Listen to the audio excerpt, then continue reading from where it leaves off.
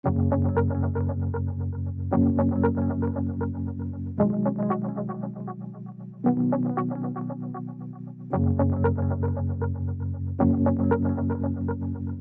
vidéo introduit 2 tutoriels sur la pose de revêtement de façade en bois. Commençons par l'anatomie du bois et les différents éléments constituant ce matériau. Nous distinguons une première partie, l'aubier. L'aubier est le bois récemment formé, constitué de cellules vivantes. Il n'est jamais durable. Ensuite, nous distinguons le duramen, appelé aussi bois parfait ou bois de cœur. C'est un bois ancien, constitué de cellules mortes, dont la durabilité dépend de l'essence. Certaines essences d'arbres ont un aubier différencié. Sa couleur est plus claire que le duramen. D'autres essences ont un aubier non différencié. Le bois a d'autres particularités. C'est un matériau hygroscopique, c'est-à-dire qu'il a la capacité de perdre ou de reprendre de l'humidité en fonction de la température et surtout de l'humidité de l'air ambiant. C'est également un matériau anisotrope, c'est-à-dire qu'il n'a pas les mêmes caractéristiques dans toutes les directions. On distingue 3 directions de base. La direction axiale, celle des fibres, la direction tangentielle, qui est tangente au cerne d'accroissement, et la direction radiale, perpendiculaire à la direction tangentielle. Les variations dimensionnelles dues au changement des conditions hygrothermiques dans le sens axial sont négligeables, entre 20 et 25 fois plus faibles que celles du sens radial, lui-même 2 fois plus petit que celles du sens tangentiel. Ainsi, les déformations seront différentes en fonction du mode de débit du bois, d'os, quartier ou faux quartier. Lors du séchage, le bois tire à cœur. Le débit sur quartier est donc plus stable aux variations d'humidité dans le matériau, contrairement au débit sur d'os. Le choix de l'essence, en fonction de la conception de l'ouvrage, se fera par différentes phases. La première étant la détermination de la classe d'emploi. Celle-ci est différente selon le versant.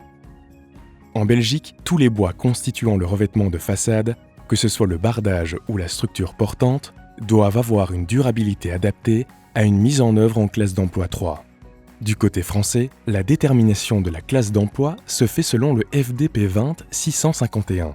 Elle est définie par la massivité, c'est-à-dire l'épaisseur des éléments de bardage, la conception, c'est-à-dire la capacité de l'ouvrage à empêcher la stagnation de l'eau, des conditions climatiques du site de construction et de l'exposition du revêtement abrité ou non. Pour définir précisément ces différents points, nous vous invitons à consulter le chapitre 2 du référentiel. L'étape numéro 2 est d'envisager l'essence que vous avez envie d'utiliser. La durabilité naturelle de chaque essence est définie dans la norme EN 350. On utilisera par exemple le chêne, le châtaignier, l'aulne, le douglas ou le mélèze.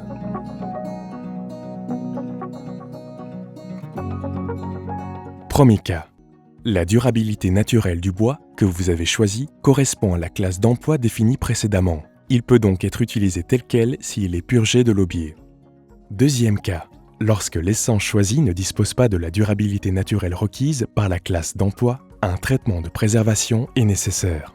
Les traitements de préservation peuvent être de différents types. Traitement par imprégnation en autoclave, traitement thermique, traitement oléothermique et traitement chimique. Certaines essences n'étant pas suffisamment imprégnables, les traitements de surface et d'imprégnation ne permettent pas toujours d'atteindre la classe de durabilité requise. Dans ce cas, il y a lieu de corriger le choix de l'essence. Le bois mis en œuvre à l'extérieur est soumis à des facteurs physiques, chimiques et ou biologiques, par exemple les ultraviolets. Ceci génère la perte de sa couleur initiale et son grisaillement. Face à ce phénomène, il existe différents types de traitements de finition, peinture, lasure ou huile. Si d'un point de vue esthétique le grisaillement est accepté, une attention particulière devra être portée à la conception du bâtiment. En effet, des débords et saillies peuvent engendrer un grisaillement non uniforme. L'utilisation d'un saturateur est dès lors conseillée. Le bois est un matériau naturel qui comporte certains défauts. Nœuds sains, nœuds traversants, fentes, gerces. Il est donc nécessaire de s'informer sur leurs dimensions et leurs proportions avant leur mise en œuvre. Des classes d'aspect sont définies dans le cadre de règles européennes. Comme il a été signalé en début de vidéo, le bois est un matériau hygroscopique.